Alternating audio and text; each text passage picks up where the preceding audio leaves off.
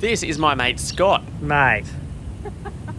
Mac Preston would be impressed. And he's a proud Tyler. Are you kidding? Tyler on duty. And this is probably the flattest camp I've ever experienced. It's a verdict. Pretty good. Wouldn't say level, but I think Mac Preston would be very impressed. I'm impressed. Should bring your mowers, it's a fair bit of drive. I don't know, this is the pinnacle of family camping. You know, the dual cab ute for flat tray and the family size tent. I'm all about it. Not whinging about my setup, I just mean this is proper camping. Like the size of that pole, mate. I don't know what to do with it. That pole, that could hold up my house. That's a cross member. Time for us to install the rafters. What do you think, Ayla? It's bigger than my actual house. And the final roofing structure. Sorry, my mistake, yeah. It's got the insulation to go on before the actual roof goes on. You need a hand? I probably will for this one, yeah. However, it's not long before Scott's Palace is fully constructed. Yeah, there's a door there. With all the necessary permits in I think place. you've gone over your building envelope. Get your development approval for this? I like it. I mean, with 2 people, it's actually not that hard to set up. Like, what are we talking, 15 minutes? It's a little bit of a family trip. Scott and April have never actually been up here for family, so it's just wanted me to come along. I wasn't going to make a video, but I'm addicted. Making videos is my thing, you know. The real reason is I'm loving the 300 so much, but I can't help myself. If I get a chance to go camping, I will. But you're really going to want to put the effort in and batten down the hatches if the weather's bad. I don't think these peaks are going to cut it. Well, it's not windy, luckily. Definitely not the same peaks. Now, this is filmed about a week after Cyclone Alfred, and you definitely can tell, you know, he's been here, he's left his mark. Huge washouts the entire length of the beach. And I must say, lots of the entries into camp, if I was in the LN, let's just say I'd be reopening a few entries. But I'm not. We just came in the safe one. But yeah, there's like 1-2 metre bloody straight drop-offs to get into camp. And I'm sure the boys, when they come up, you know, for a bloody weekend camp, are going to be reopening a few of them as well. But interesting to see the difference. I'd say the height of the beach is like at least a metre lower than last time I came, which suggests that dicey to drive down here. High tide is like a big no-no. Anything over a 1.5 tide, I've got a feeling at the moment it's going to be a bit dicey to drive down the beach. Daddy, Did they bring him a table and it's Fletcher's old one. See, this is the advantage of coming with other families. You get to use all their stuff. We don't actually have one of these. Cute is it? That little table. I've never seen Fletcher use this. You pull this out of the laundry cupboard or so in there? Yeah, you know them cupboards you got at home, and there's just, you know, where you keep the vacuum under the staircase or something. I ain't going nowhere. Not going nowhere, that one. After the regulatory double slap, it ain't going nowhere trick, it's over to the west coast, the lagoon side. This is where it is typically a lot calmer, and today's no exception. Conditions are on point, and we're just going to hang out here and enjoy the sunset.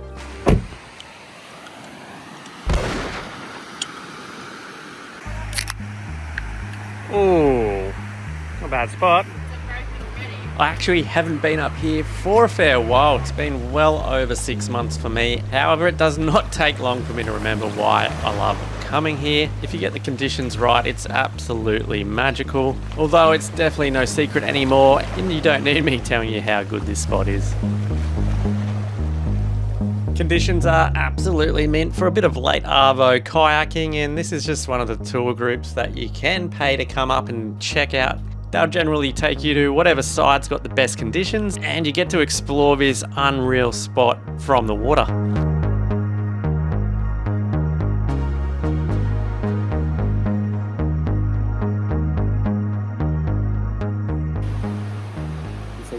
Nah, he's got shy. We got scared of the drone. We just come up to the west coast to check it out. Very nice, as per usual.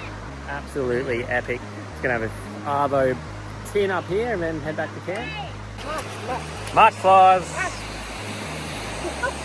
They were literally not even on me at all. That's all. A couple of March flies. I thought we'd be done with them for the year, but they're still here. What the bloody Jiminy Cricket's happened to him? Might just be your driving, to be honest. I think he did this bit, which is still holding. Oh. The rest of it was... Okay, to your credit, Matty Flexi, this is your weld and it's still there. The rest of it, no good. What's the plan, mate? Are we going to get a proper canopy? Yeah, definitely. This is just part-time. Solved. With that major structural issue under control, it's time to head back before the sun's all the way down, so we're not hunting for the campsite in the dark.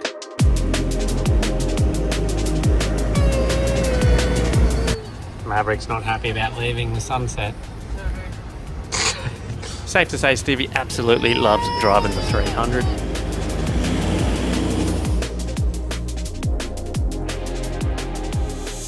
Now, if you've got a Tyler with you, you might as well use the level, eh? It's the verdict. As I suspected, 40 mil at a level. You get a license for that thing? Or? Yeah, I forgot to bring my license. Do you need a number?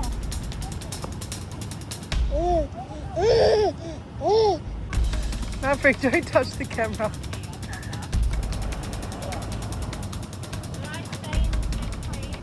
What's the verdict?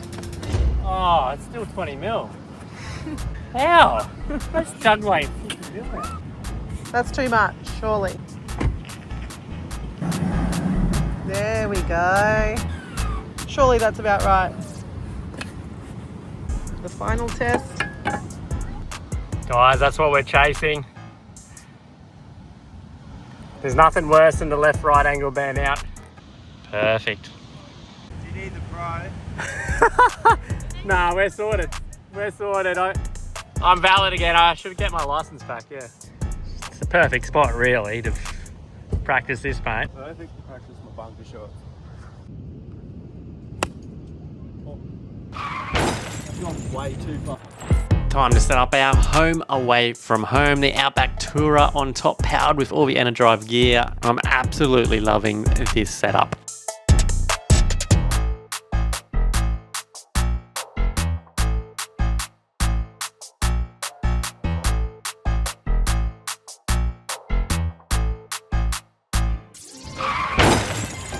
What happened, Mr. Drifter? That is deep. Alright, part of a training schedule. Just I'm going to do this once a month. So bit of tree maintenance. It's meant to be stuck in the tree, is it? It's a training schedule. Otherwise you don't stay qualified. I think it was a pretty soft landing. Might retire here. Sky Eagle for tonight.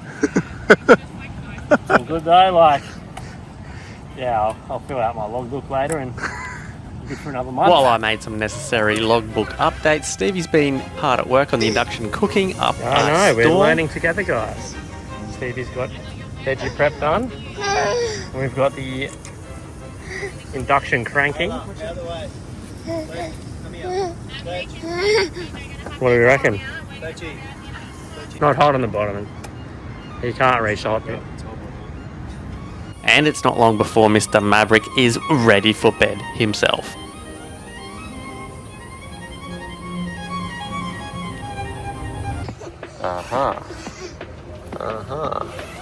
The trick here, people, you've got to zip this one up and then this one up to about there, so that if your arm rests against this at night, the mozzies can't bite you through that. An absolute hack there, guys. If you're leaning against this, you'll thank me later. Trust me, the mosquitoes can bite you if you're leaning on this. It's not ideal. Time to get up, but let's go. What you looking at?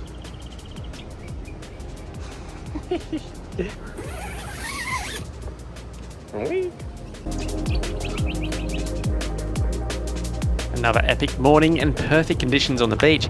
Oh, he's coming for some food. However, a couple of locals have dropped in to keep us on our Can't feet. quite scare these things off, I don't think. Oh, the kids are in the tent. Oh my days, it's so big. With these pesky locals around, tying your rubbish up high just simply isn't enough. They'll climb up and grab it, so you actually have to lock it away each night. Otherwise, you're going to wake up to an absolute mess. Oi, mate. We're trying to go to the beach. You know Joanna the goanna from The Rescuers Down Under? Eats the eggs, steals, and is greedy. Bit of traffic jam. Can't move. Oi, mate. We're trying to bloody go up Point. You right? You move? What's going on? No snacks here, buddy.